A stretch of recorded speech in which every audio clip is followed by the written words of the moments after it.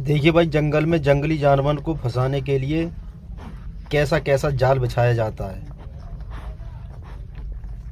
अब इस बेचारे को ये नहीं पता है कि ये फंसने वाला है। इसकी गर्दन इतनी बेरहमी से फंसेगी कि ये निकल नहीं पाएगा।